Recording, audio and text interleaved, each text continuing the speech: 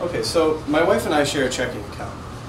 And because she manages the checkbook, I had to bring home all the receipts so that she could do the balance and keep track of the book, because I wasn't going to do that.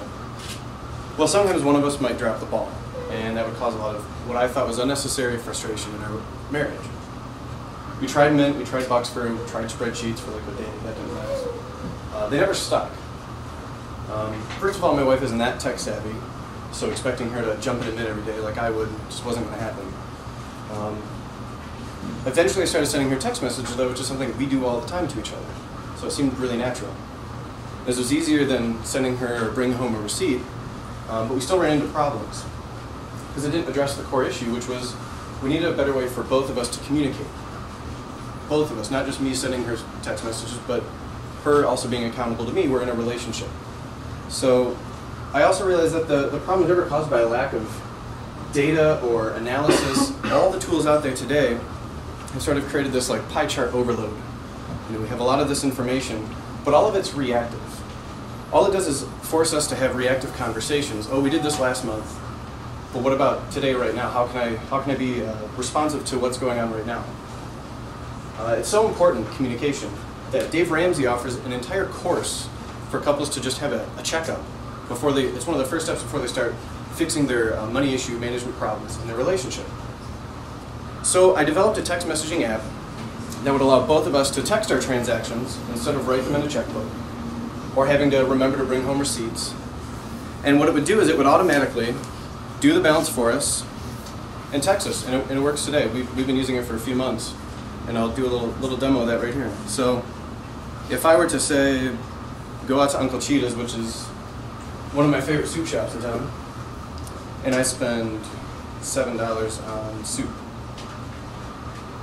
And I send it off, put it back in my pocket. 3 seconds. I don't have to ask for a receipt.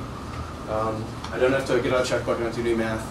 I'm going to get a text back in 2 seconds that's going to have my new balance, and in a second, once AT&T catches up, she'll also have the balance. So what this allows us to do, or allows me to do right now, is actually change my behavior today in the moment. She could easily text back and say, hey, you might need to cool it, we have that bill due tomorrow. Oh, okay. This forces us to now have proactive conversations. We're now able to make decisions today, not tomorrow or next week when it might be too late. One of us overdrew, we pay an overdraft fee, more stress, more frustration. And because I know this problem isn't unique to us, I don't think we're the only people that has fights over money. We did some digging into it. There's some data out there that says 70% of all American couples have a conversation about money once a week. And money is the #1 issue in all marriages for conflict. It's not just me. If you look here, as a part of our progress this week, we created a questionnaire and asked all of you about some of that. We have 62 responses. Thank you. 60% of you have joint checking accounts. If you scroll down a little bit, you'll see that even though many of you are, I would say, tech-savvy people, a good majority of you still actually balance a checkbook.